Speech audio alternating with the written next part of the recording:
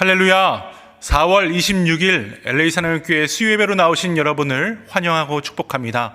각자 서 계신 곳에서 하나님을 기쁘게 찬양하며 예배의 자리로 나가겠습니다.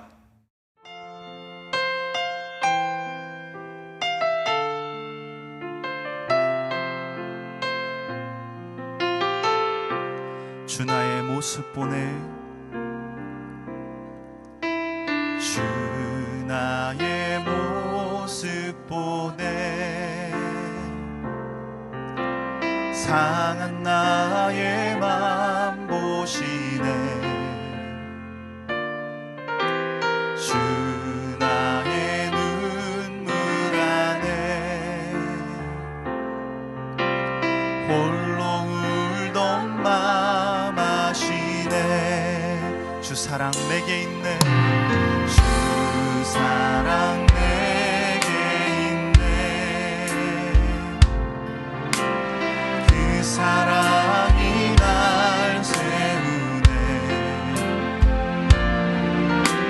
주내 내게 있네. 은혜로 날 세우네. 세상 소망 다 사라져가도 주의 사랑은 끝이 없으니, 살아가는 이 모든 순간이 주의 힘을 나는 믿. 우리 다시 한번 찬양합니다. 주 나의 모습 보내, 주 나의 모습 보내, 상한 나의 맘 보시네. 주 나의 눈물 안에 홀로 울던 맘 아시네. 주 사랑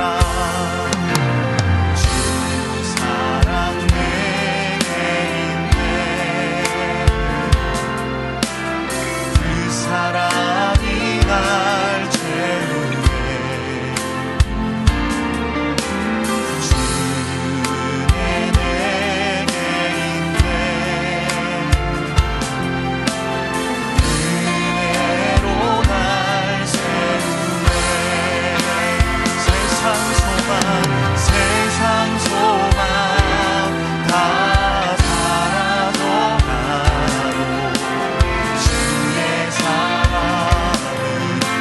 주의 없으니, 살아가는 이 모든 순간이 주의 힘을 나는 세상 소망 다 사라져가도 주의 사랑은 끝이 없으니, 살아가는 이 모든 순간이 주의. 믿음으로 다시 한번 고백합니다. 세상 소망 사라져도, 세상 소망 다 사라져가도 주의 사랑은 끝이 없으니, 사랑하는 이 모든 순간이 주의 힘을 나는 믿네.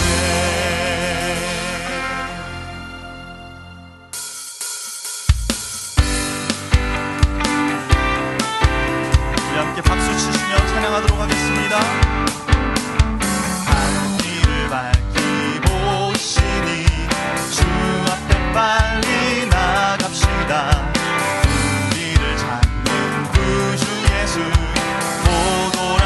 우리 다시 한번 갈 길을 밝히고 오시니, 갈 길을 밝히고 오시니 주 앞에 빨리 나갑시다. 우리를 찾는 구주 예수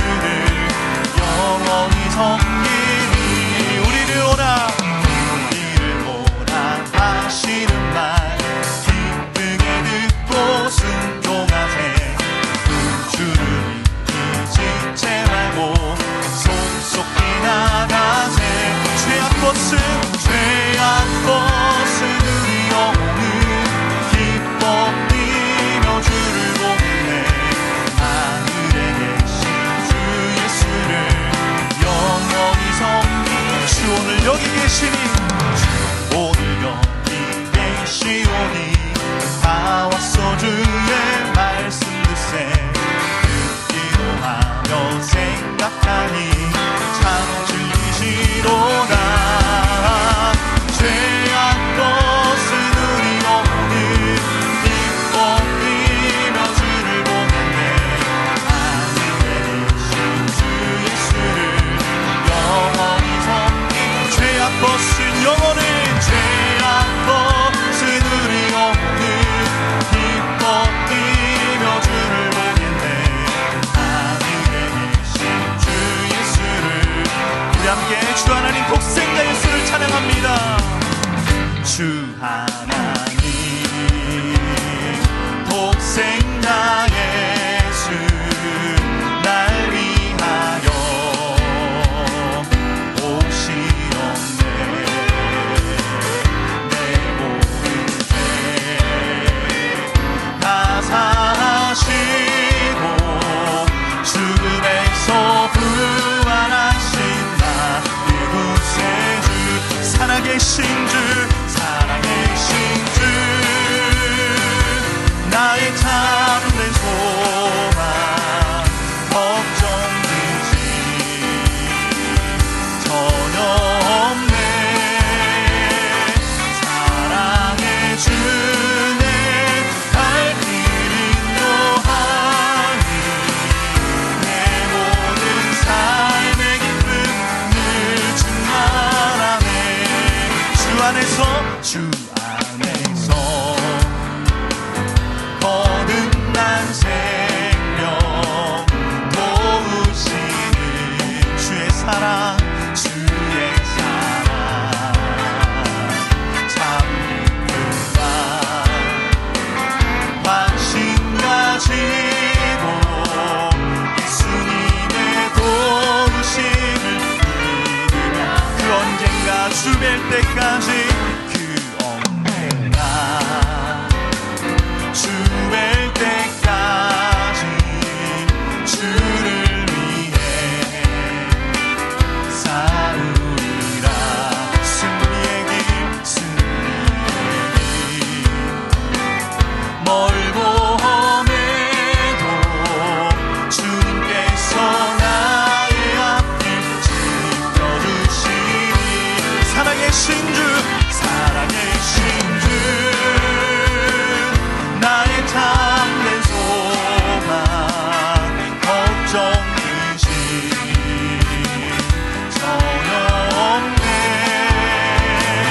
사랑해 주네 발길 인도하니 내 모든 삶의 기쁨 늘 충만. 살아계신 주 나의 소망 살아계신 주 나의 참된 소망 걱정되시 전혀 없네. 사랑해 주네 발길 인도하니 내 모든 삶의 기쁨 늘 충만하네.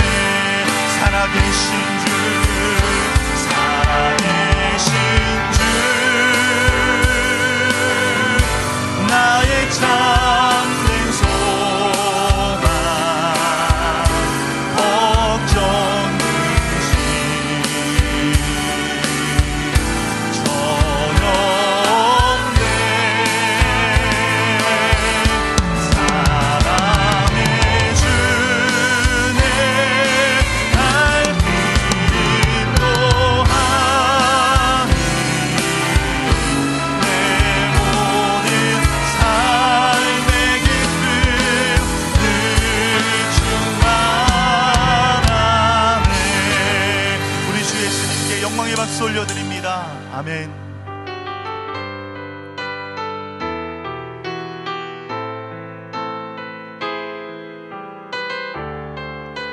나의 안에 거하라. 나의 안에 거하라. 나는 내 하나님이니 모든 환난 가운데 너를 지키는 자라. 두려워하지 말라. 내가 널 도와주리니 놀라지 말라 내 손 잡아주. 우리 다시 한번 나의 안에 거하라. 나의 안에 거하라. 나는 내 하나님이니 모든 환난 가운데 너를 지키는 자라. 두려워하지 말라. 내가 널 도와주리니 놀라지 말라 내 손 잡아주리라. 내가 너를 지명하여 불렀나니 너는 내 것이라. 내 것이라. 너의 하나님이라. 내가 너를 보배롭고 존귀하게 여기노라. 너를 사랑하는 내 여호와라.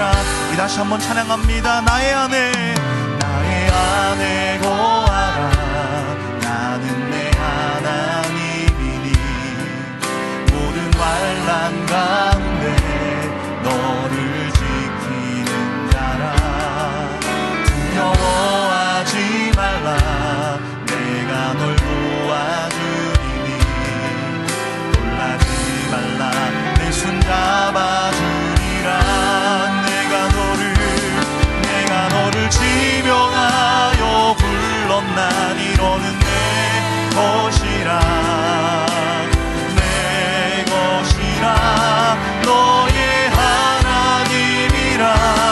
내가 너를 보배롭고 존귀하게 여기노라. 너를 사랑하는 내 여호와라. 내가 너를 지명하여 불렀나니 너는 내 것이라. 내 것이라. 너의 하나님이라. 내가 너를 보배롭고 존귀하게 여기노라. 너를 사랑하는 내 여호와. 하나님 사랑의 눈으로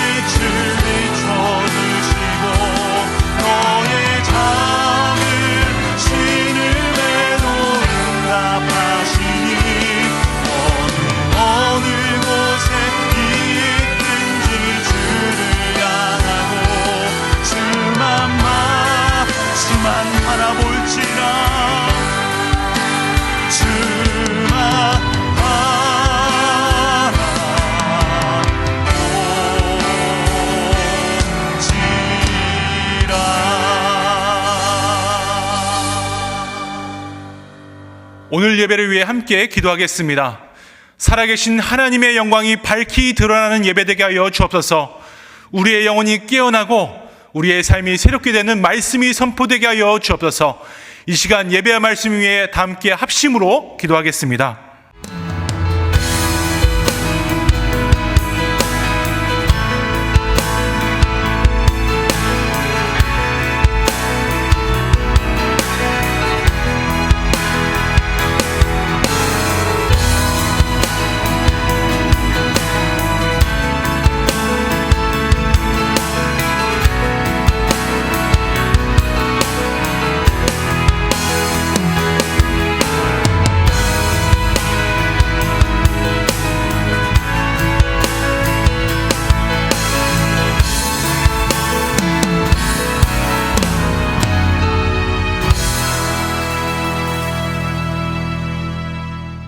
참 진리이시고 우리의 참 소망이 되시는 하나님 아버지, 오늘도 수요 예배를 드릴 수 있도록 허락하심에 감사드립니다.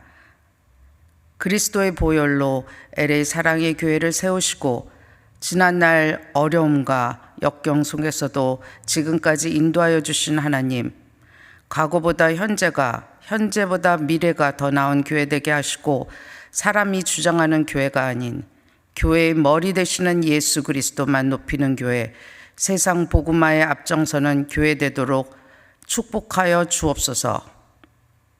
혼탁하고 진실이 왜곡되는 세상에서 차세대 신앙 계승은 부모 세대에게 주신 가장 중요한 사명임을 믿습니다.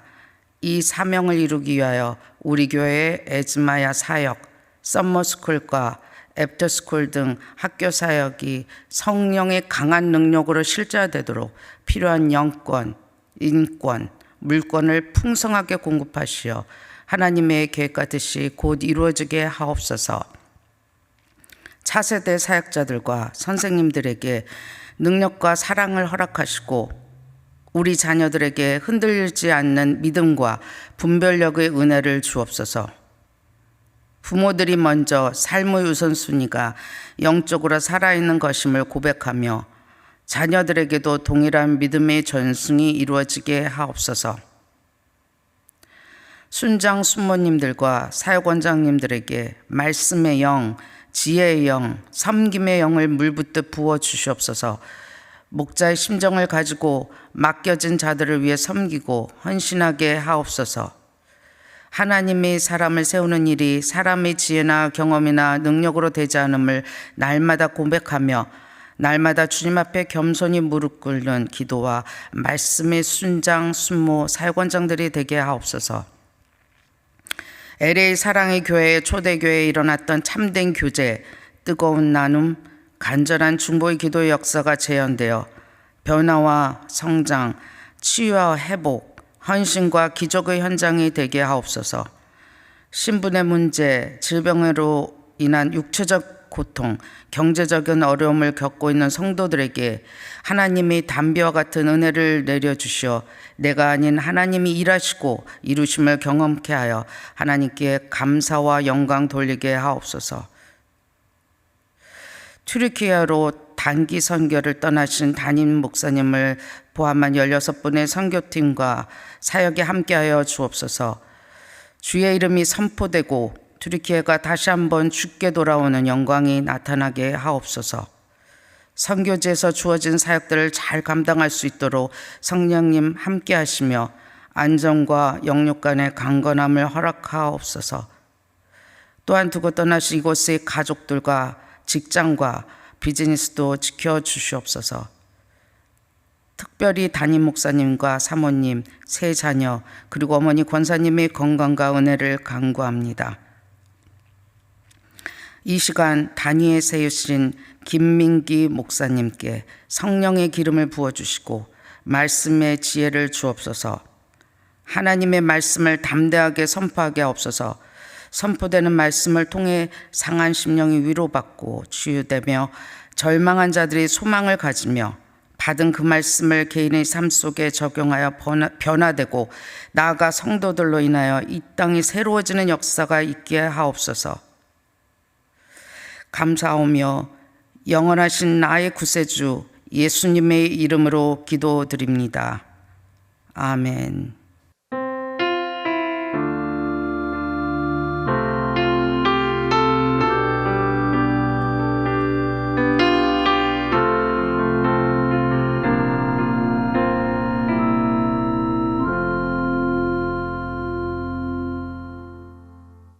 오늘 우리에게 주시는 하나님의 말씀은 마태복음 4장 1절에서 11절까지의 말씀입니다.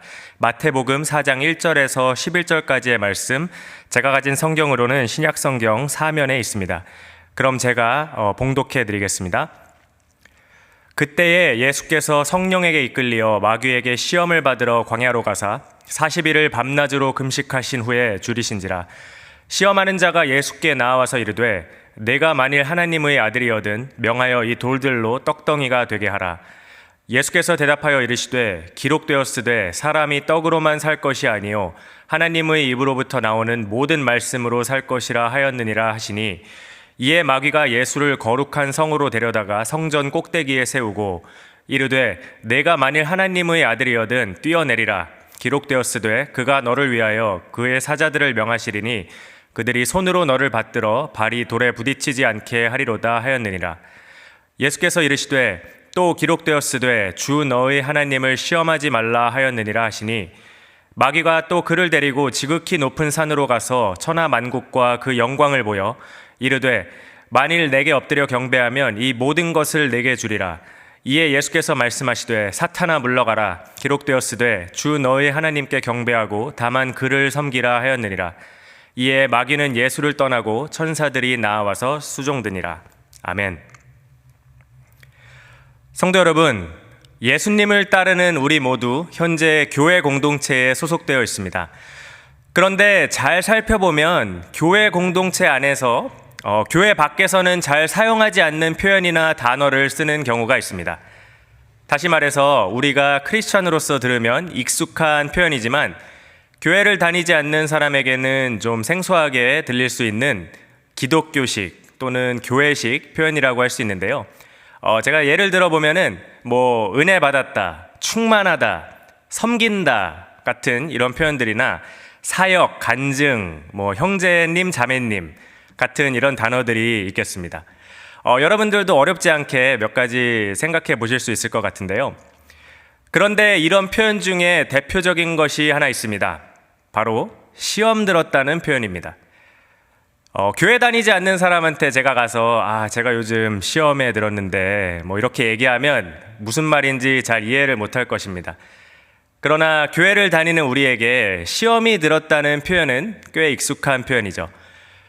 보통은 시험에 들었다고 하면 뭔가에 실망하거나 실족한 경우를 생각하기 쉬운데 그것도 시험의 일종이긴 합니다. 그런데 보다 일반적으로 성경에서 시험에 든다고 할 때는 주로 마귀에 의해서 우리의 믿음이 흔들린다든지 죄의 유혹을 받는다든지 하는 것을 이야기합니다. 이런 류의 시험들은 우리도 살면서 자주 마주하게 됩니다. 좀 전에 함께 읽은 본문에서도 우리는 시험을 당한 한 사람에 대한 이야기를 볼 수 있습니다. 누구입니까? 바로 우리 주 예수님입니다. 하나님의 아들이신 예수님이 시험을 받으신 것인데요. 오늘 말씀을 통해서 예수님께서 받으신 시험들, 그리고 그 시험을 통하여 삶 속에서 경험하는 우리의 시험들에 대하여 또한 생각해보는 시간을 갖기 원합니다.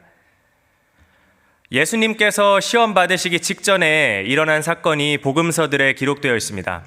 바로 요단강에서 세례 요한에게 세례를 받으신 것입니다. 예수님께서 세례를 받으시는 장면을 마태복음에서는 이렇게 기록하고 있습니다. 마태복음 3장 16절에서 17절 말씀입니다. 예수께서 세례를 받으시고 곧 물에서 올라오실새 하늘이 열리고 하나님의 성령이 비둘기같이 내려 자기 위에 임하심을 보시더니 하늘로부터 소리가 있어 말씀하시되 이는 내 사랑하는 아들이요 내 기뻐하는 자라 하시니라.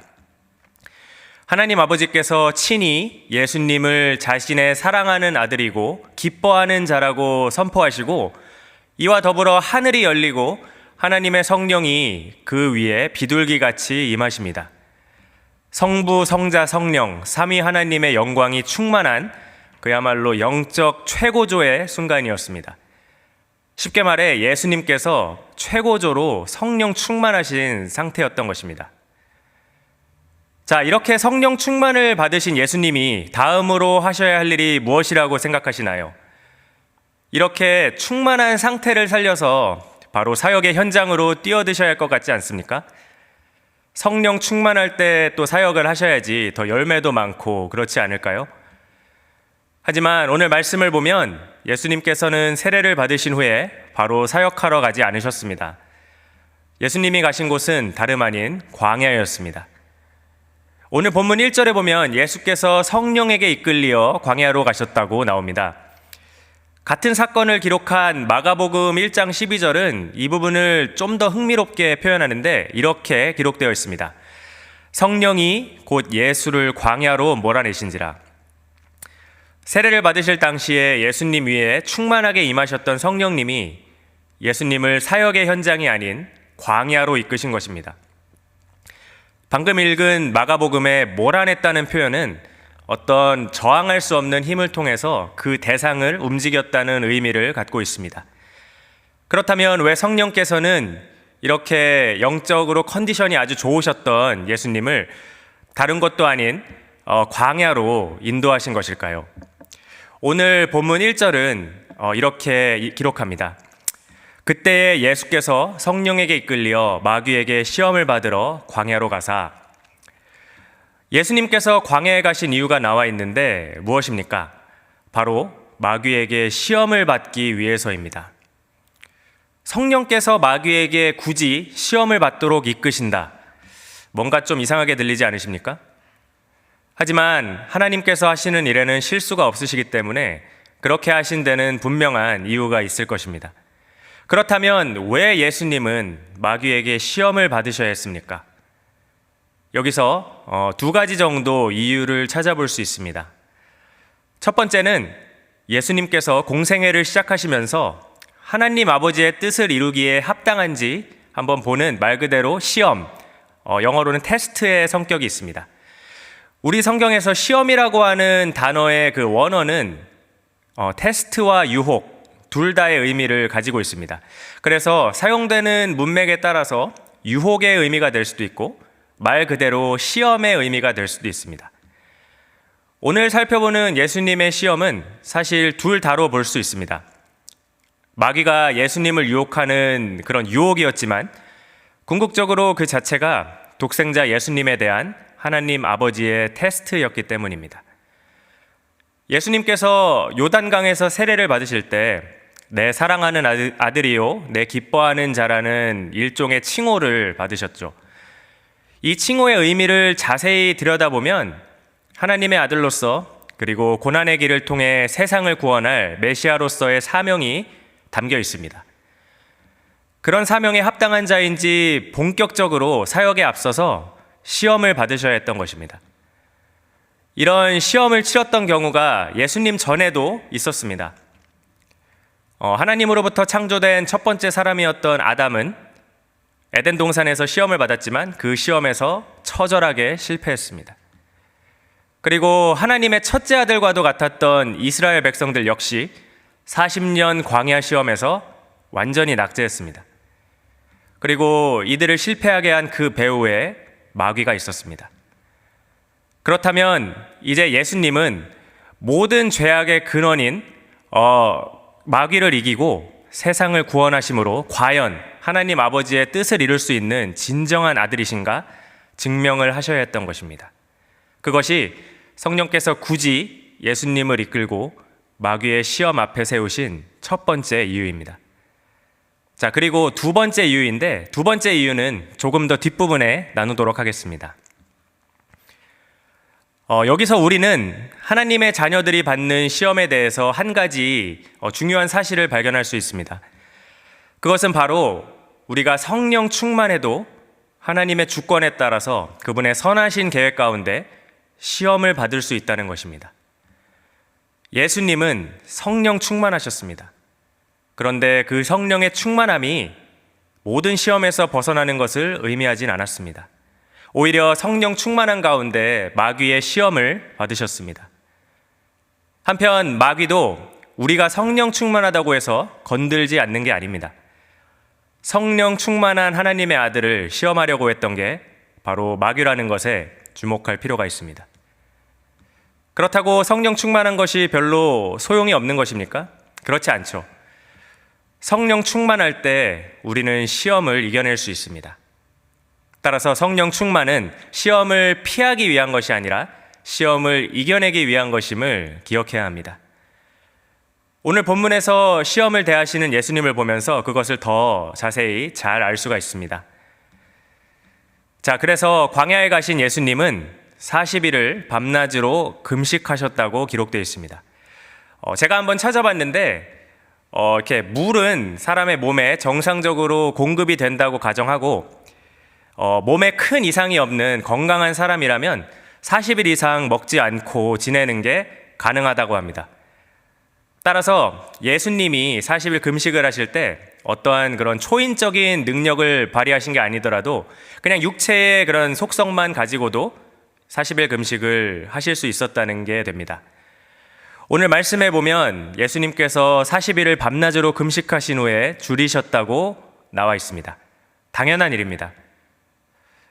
우리가 예수님이 40일 금식하셨다고 하면은 은연중에 하나님의 아들이시니까 초능력을 발휘해서 40일 금식도 하지 않으셨나, 예수님한테는 그게 좀 쉬운 일이 아닌가 하고 생각할 수도 있겠지만 그렇지 않습니다. 예수님은 인간 육체의 그 속성만으로 40일 금식을 감당하신 것입니다. 그렇기 때문에 예수님은 배가 고프셨고 여러모로 몸이 아주 연약해진 상태셨습니다. 그런 예수님 앞에 마귀가 나타납니다. 그리고 첫 번째 시험이 시작됩니다. 본문 3절에 마귀가 말합니다. 내가 만일 하나님의 아들이여든 명하여 이 돌들로 떡덩이가 되게 하라.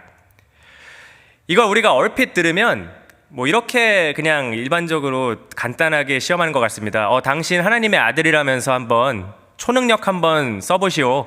그래서 이 돌들을 한번 떡으로 한번 바꿔보십시오 하는 그런 정도의 느낌으로 생각할 수가 있는데, 사실 이 시험은 그 이상의 의미를 갖고 있습니다. 우선 마귀는 예수님이 하나님의 아들 되심에 대해서 의심하게 하려고 이런 시험을 준 것은 아닙니다. 예수님이 하나님의 아들이시라는 건 엄연한 사실이고 그것은 마귀가 어떻게 할 수 없는 것이죠. 그렇다면 여기서 마귀가 얘기하고자 하는 것은 바로 이것입니다. 예수님이 하나님의 아들이면서 이렇게 쫄쫄 굶고 궁상맞게 있느냐는 그런 얘기죠. 하나님의 아들로서 돌을 떡으로 만들 수 있는 그런 능력이 있다면 직접 그 능력을 사용해서 자신의 배고픔을 해결하라고 그렇게 유혹하고 있는 것입니다. 그런데 여기서 이런 생각을 해볼 수 있습니다. 예수님이 자신의 능력을 사용하시는 게 문제가 있나? 이럴 때 쓰시라고 있는 능력이 아닌가? 하지만 여러분, 문제가 있습니다. 아주 심각한 문제입니다. 예수님이 여기서 돌을 떡으로 만드셨다면 그것은 결국 내 스스로 육신의 필요를 해결하려고 한 그런 것이 됩니다. 내 스스로 해결하려는 것은 곧 하나님 아버지의 도움 없이 한다는 것이고, 그 말은 결국 하나님 아버지를 신뢰하지 않는 것이 됩니다. 예수님께서 성령에 이끌려서 광야에 오시고 40일 금식을 한 것이 하나님 아버지의 뜻이었다면 그 모든 과정을 지난 후 하나님의 공급하심이 있을 거라는 그런 믿음이 필요한데, 여기서 돌을 떡으로 만들어 버린다면 그 믿음을 저버리게 되는 것입니다. 예수님이 광야에서 겪으시는 이 모든 과정은 과연 그분이 메시아의 길을 걷기에 합당한지 가늠하는 테스트라고 말씀드렸는데요. 메시아의 길이 어떤 길입니까? 나를 낮추는 겸손의 길이고 나의 뜻을 꺾고 하나님 아버지의 뜻에 따르는 순종의 길이 아닙니까? 하지만 돌을 떡으로 만드는 것은 그런 메시아의 겸손과 순종의 자세를 아주 철저하게 무시하는 행동이었습니다. 이것을 잘 아셨던 예수님은 구약성경 신명기 8장 3절의 말씀을 그대로 사용하시면서 마귀의 첫 번째 유혹을 물리치십니다. 오늘 본문 4절에서 이렇게 말씀하십니다. 기록되었으되 사람이 떡으로만 살 것이 아니요 하나님의 입으로부터 나오는 모든 말씀으로 살 것이라 하였느니라. 아멘. 떡보다도, 즉 육신의 양식보다도 중요한 것이 있으니 그것은 곧 하나님의 말씀, 즉 그 말씀을 의지하고 그 말씀에 순종하는 것이라고 말씀하십니다. 요한복음에도 비슷한 말씀을 하셨습니다. 요한복음 4장 34절에 이렇게 기록되어 있는데요. 예수께서 이르시되 나의 양식은 나를 보내신 이의 뜻을 행하며 그의 일을 온전히 이루는 이것이니라. 아멘. 육의 양식보다도 내 육신의 필요를 충족시키는 어떤 것보다도 하나님의 뜻에 순종하고 그 뜻을 행하는 것이 더욱 중요하다는 예수님의 확실한 우선순위를 볼 수 있습니다. 마귀는 우리의 연약한 부분을 잘 알고 그것을 아주 집요하게 파고드는데, 특히 우리가 인간으로서 가장 절실하게 느끼는 육체적인 필요를 가지고 우리를 시험합니다. 재정적인 부분, 또 먹고 사는 것과 관련된 문제, 그리고 또 어떤 이해관계가 얽힌 문제, 또는 내 삶의 안위가 달린 부분에서 어떤 필요나 어려움이 발생했을 때 하나님을 의지하고 그분의 인도하심과 공급을 기다리기보다 당장 우리의 힘으로 인간적인 방법으로 해결하라고 우리를 유혹합니다.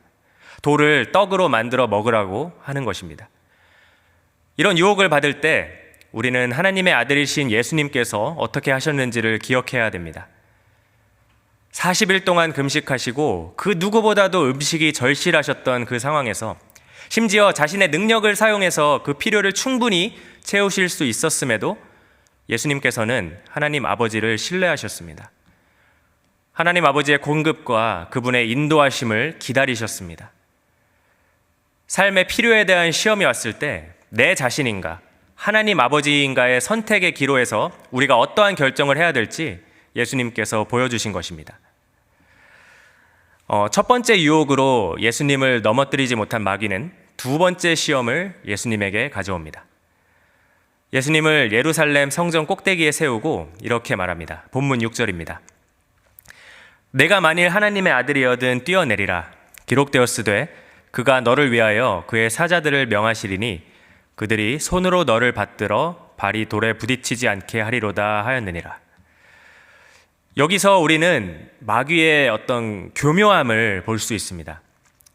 예수님께서 첫 번째 시험을 하나님의 말씀을 통해서 물리치신 것을 보면서 자기도 성경 말씀을 인용해서 예수님을 유혹하는 것입니다. 하나님의 말씀이 이렇게 얘기하지 않느냐. 당신이 정말 하나님의 아들인데 여기서 뛰어내리면 성경에 기록된 것처럼 하나님이 당연히 천사를 보내서 지켜주시지 않겠느냐.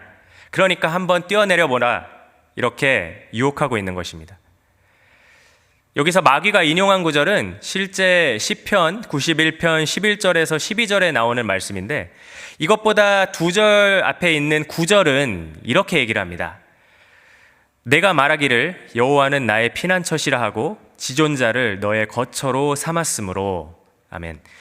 즉 삶 속에서 하나님을 피난처로 삼고 신뢰하는 자를 이런 식으로 보호하시겠다고 하는 약속의 말씀인 것을 우리가 알 수 있습니다. 여기서 초점은 하나님을 의지하고 신뢰하는 그런 결단이지 하나님께서 이렇게 지켜주실 거니까 뛰어내려도 된다 이런 말이 아닙니다. 하지만 마귀는 이렇게 말씀의 일부분만 인용하면서 하나님을 시험해 볼 것을 요구합니다. 하나님이 지켜주신다고 약속하셨으니까 지켜주실 거 아니야. 한번 뛰어내려 봐라. 하나님은 약속을 지키시는 분이잖아. 이렇게 유혹하고 있는 것입니다. 하지만 성경은 엄중하게 하나님을 시험하지 말 것을 명하고 있습니다. 하나님은 우리가 신뢰해야 할 뿐이지 어떠한 실험의 대상이 아니십니다.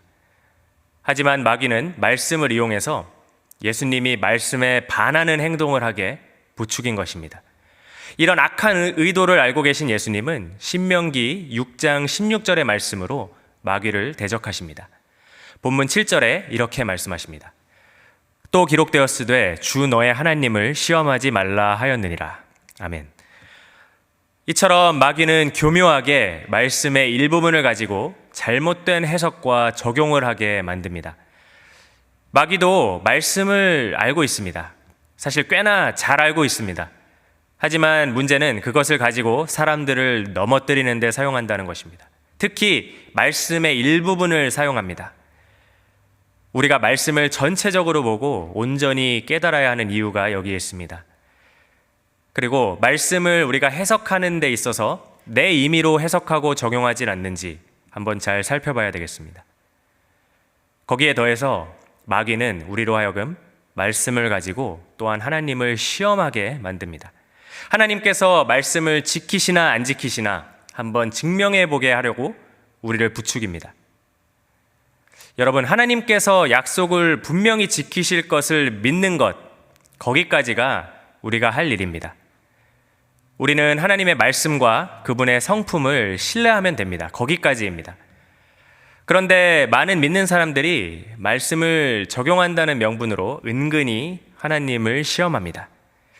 하나님이 정말 말씀대로 해주시나 안 해주시나, 정말 말씀대로 움직이시나 안 움직이시나, 우리를 보호하시나 보호 안 하시나, 우리한테 복을 주시나 안 주시나, 어떨 때는 하나님을 어떤 궁지로 몰아넣기 위해서 상황을 설계하려고 합니다. 하나님이 이래도 말씀대로 안 해주시고 배기시겠어? 하는 자세로 이런 상황을 설계하기도 합니다. 근데 이런 태도는 하나님을 우리 마음대로 한번 좌지우지해 보겠다는 교만한 태도입니다. 하나님께서 그걸 모르실까요?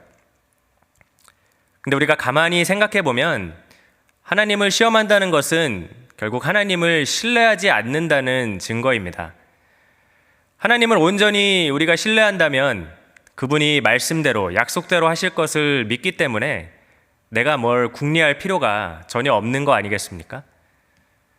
사랑하는 성도 여러분, 예수님이 그러셨듯이 하나님 아버지를 온전히 신뢰하시길 소원합니다. 두 번째 유혹도 실패한 마귀는 즉시 세 번째 시험으로 찾아옵니다. 마귀의 아주 끈질긴 면모를 볼 수 있습니다. 한두 번에서 안 되면 그냥 갈 법도 한데 또 왔습니다. 자, 그럼 세 번째 시험을 위해서 마귀는 예수님을 높은 산으로 데려가서 천하만국과 그 영광을 보였다고 합니다. 아마 어떠한 환상을 통해서 그런 걸 보여주지 않았을까 싶은데요. 그러면서 이렇게 얘기합니다.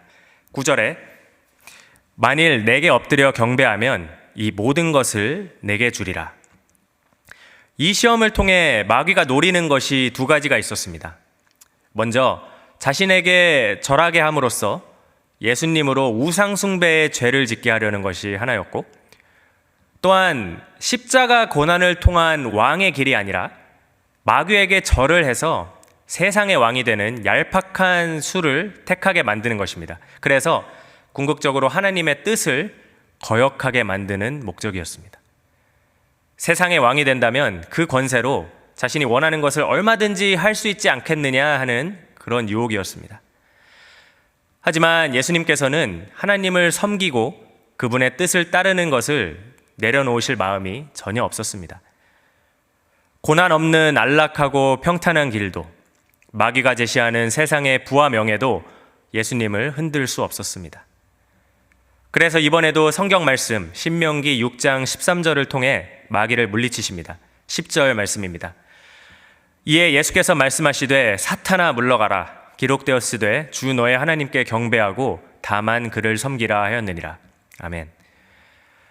세상의 부와 명예, 권세를 가지고 예수님을 유혹했던 마귀는 지금 우리에게도 똑같은 것을 가지고 유혹합니다. 우리 육체에 있는 세상 부와 명예, 권력, 그리고 세상의 인정, 그리고 육신의 안락함, 이런 것들을 추구하는 욕망을 부추깁니다.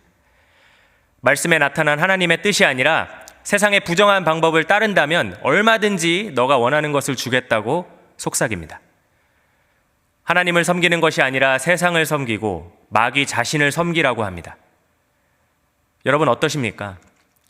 하나님 섬기는 것 조금만 미뤄두면 진짜로 엄청난 부와 명예가 주어질 수 있다면 어떻게 하시겠습니까? 그래도 하나님 섬기는 것과 바꾸지 않으시겠습니까? 이것은 제 자신에게도 던지는 질문입니다. 근데 오늘 우리 주 예수님께서는 한순간도 타협하지 않으시고 단호하게 마귀를 물리치시는 것을 볼 수 있습니다. 동일한 결단과 행동이 오늘 말씀을 들으시는 모든 분들에게 있길 소망합니다. 오늘 본문은 예수님께서 모든 시험을 이렇게 통과하신 후의 장면을 이렇게 기록하고 있습니다. 11절입니다. 이에 마귀는 예수를 떠나고 천사들이 나와서 수종드니라. 여기서 수종든다로 번역된 원어의 의미는 상대방의 구체적인 필요를 채워준다는 뜻으로서 식탁 옆에서 배고픈 손님들에게 음식과 또는 음료를 대접하기 위해서 대기하고 있는 어떤 종의 모습을 담고 있는 그런 단어입니다. 그렇다면 천사들이 수종들었다는 것은 무엇을 의미합니까? 40일 동안 금식하셔서 배고프신 예수님에게 그들이 와서 음식을 실제 음식을 제공하고 그분을 섬겼다는 것입니다. 돌을 떡으로 만들어 보라는 유혹을 물리치시고 하나님을 의지하신 예수님에게 천사를 통해 신비한 음식이 제공된 것입니다. 마귀에게 절하지 않으셨더니 천사가 와서 수종들고 그것을 통해서 하늘의 권세를 지니신 진정한 왕이심이 드러났습니다. 하나님 아버지의 말씀을 시험하지 않고 온전히 신뢰했더니 그분의 위로와 돌보심을 경험하셨습니다. 시험을 넘으신 예수님에게 하나님 아버지의 은혜와 위로가 기다리고 있었던 것입니다. 이처럼 우리도 하나님을 신뢰하고 시험을 이겨냈을 때 예수님께서 맛보신 동일한 은혜와 기쁨, 위로와 공급을 경험할 줄 믿습니다. 말씀을 정리합니다. 시험 당하신 예수님의 이야기가 또한 기록되어 있는 누가복음은 이 사건을 이렇게 마무리하고 있습니다. 마태복음이랑은 조금 다른데요. 누가복음 4장 13절입니다. 마귀가 모든 시험을 다 한 후에 얼마 동안 떠나니라. 예수님은 광야에서 마귀의 3가지 시험을 완벽하게 물리치셨습니다. 하지만 성경은 그러므로 마귀가 예수님을 떠나서 다시는 돌아올 엄두를 못 내더라 이렇게 기록하지 않습니다. 대신 마귀가 모든 시험을 다 한 후에 그저 얼마 동안 떠났다고 기록합니다. 무슨 말입니까? 예수님을 시험했던 마귀가 얼마 있지 않아서 다시 돌아왔다는 것을 의미합니다. 다시 예수님을 방해하고 시험하고 유혹하기 위해서. 실제로 예수님은 사역 중에 바리새인들, 어떤 종교 지도자들, 심지어 그분의 제자들에게까지 틈탔던 마귀에게 끊임없는 유혹과 도전을 받으셨습니다. 예수님을 십자가에 달기까지 마귀의 시험은 계속됐습니다. 하나님의 아들에게도 그렇게 했던 마귀가 오늘 우리한테는 좀 다르게 대해줄까요? 우리를 얼마 동안만 떠날 뿐입니다. 이것이 바로 우리가 믿음의 여정을 걸어가면서 끊임없이 유혹과 시험을 경험하는 이유입니다. 성도 여러분, 요즘 어떤 시험을 지나고 계십니까? 우리가 겪는 유혹과 시험이 버겁고 힘들 수 있지만 우리에게 소망이 있습니다. 제가 말씀 초반부에 예수님이 광야에서 시험 당하신 이유 2가지가 있다고 얘기했었는데 2번째 이유를 지금 나눕니다. 그것은 바로 우리를 위해서입니다. 유혹에 취약한 인간의 몸을 입고 이 땅에 오신 예수님께서 그분의 사랑하는 백성들이 당하는 유혹과 시험을 몸소 당하시고 그것을 통해 우리를 위로하시고 우리의 어려움에 공감하시기 위함입니다. 히브리서 4장 15절은 이렇게 말합니다. 우리에게 있는 대제사장은 우리의 연약함을 동정하지 못하시리가 아니요 모든 일에 우리와 똑같이 시험을 받으시니로되 죄는 없으시니라. 아멘. 예수님께서는 우리의 연약함을 아시고 우리가 겪고 있는 유혹과 시험이 얼마나 어려운지 누구보다 잘 알고 계십니다. 그리고 우리의 대제사장이 되셔서 지금도 우리를 위하여 중보하고 계십니다. 우리를 도와주십니다. 시험을 당할 때 피할 길을 주십니다. 그래서 고린도전서 10장 13절은 이렇게 말씀합니다. 사람이 감당할 시험 밖에는 너희가 당한 것이 없나니 오직 하나님은 미쁘사 너희가 감당하지 못할 시험 당함을 허락하지 아니하시고 시험 당할 즈음에 또한 피할 길을 내사 너희로 능히 감당하게 하시느니라. 아멘. 사랑하는 성도 여러분, 이 약속을 붙드시기 바랍니다. 우리가 시험 중에, 유혹 중에 주님을 의지하고 붙들 때 그 시험을 감당할 수 있게 도와주십니다. 하나님께서는 우리의 용량을 아십니다. 그렇기 때문에 감당 못할 시험은 애초에 허락하지 않으십니다. 그래서 사실 내게 어떠한 유혹이나 시험이 온다는 것은 결국 내가 그걸 감당할 수 있기 때문입니다. 그리고 그 말은 우리가 주님을 의지하며 우리에게 오는 어떠한 유혹도 이겨낼 수 있음을 의미합니다. 마귀가 아무리 교묘하고 집요해도 결국 하나님의 권세 아래 있음을 기억하시기 바랍니다. 우리에게 오는 시험의 파도를 넘어서 오늘 예수님에게 천사가 수종들었던 것 같은 그러한 하나님의 선하심과 은혜, 그분의 승리와 영광을 삶 속에서 충만히 경험하는 우리 모든 성도 여러분들 되시길 간절히 축원합니다. 이 시간 함께 기도하길 원합니다. 삶 가운데 계속해서 찾아오는 마귀의 유혹과 시험에 맞서기 위해 늘 성령 충만할 수 있게 하옵소서. 유혹과 시험 가운데 대제사장 되신 예수님을 의지하며 승리할 수 있게 하옵소서. 우리 모두 이 기도 제목을 가지고 함께 기도하시겠습니다. 앞에 내가 서 있네. 주 앞에 내가 서 있네. 주는 거룩하신 하나님 그 앞에 서 있네. 앞에 내가 서 있네. 주 앞에 내가 서 있네. 주는 거룩하신 하나님 그 앞에 서 있네. 주 앞에 내가 서 있네. 주 앞에 내가 서 있네. 주는 거룩하신 하나님 그 앞에 서 있네. 하나님 아버지, 오늘 말씀을 통하여 예수님께서 겪으신 시험이 얼마나 우리에게 큰 의미가 있는지 생각해 볼 수 있게 해주셔서 감사합니다. 우리가 연약하여 유혹과 시험을 지날 때 우리의 그 연약함을 이해하시고 불쌍히 여기실 수 있도록 자신을 내어주신 그 은혜와 사랑에 감사드리고, 또한 주님께서 시험을 이기심을 통해서 우리 역시 주님을 의지할 때 동일한 시험 가운데 승리할 수 있음을 보여주심에 감사드립니다. 예수님의 시험 받으심을 묵상할 때마다 하나님 아버지를 향한 그 순종과 신뢰를 저희도 본받을 수 있게 하옵시고, 우리가 시험 당할 때 인간의 방법을 강구하는 것이 아니라 성령 충만한 가운데 하나님 아버지를 더욱 의지하고 승리하신 예수님의 능력을 구하고 기대하는 저희 모두가 될 수 있도록 은혜 베풀어 주시옵소서. 남은 한 주를 살며 특별히 우리 삶 여러 부분에서 다양한 시험들이 오는데 그 가운데 많은 승전보가 들려올 수 있게 하옵시고, 그것을 통해 주님께 영광 돌리고 믿음의 공동체 안에서 귀한 격려와 소망이 될 수 있도록 인도하여 주시옵소서.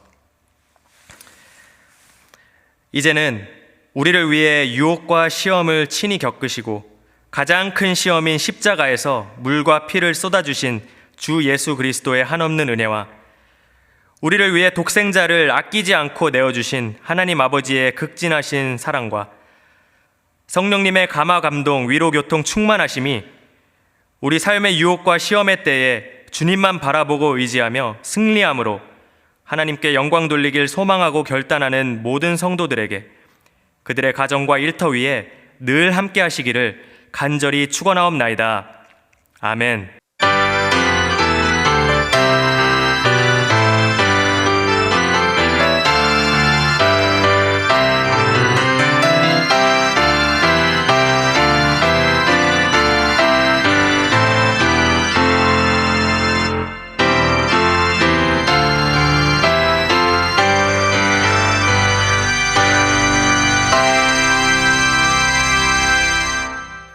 네, 이것으로 수요 예배를 모두 마쳤습니다. 남은 한 주 주님의 능력 가운데 승리하시는 삶을 사시길 소원합니다.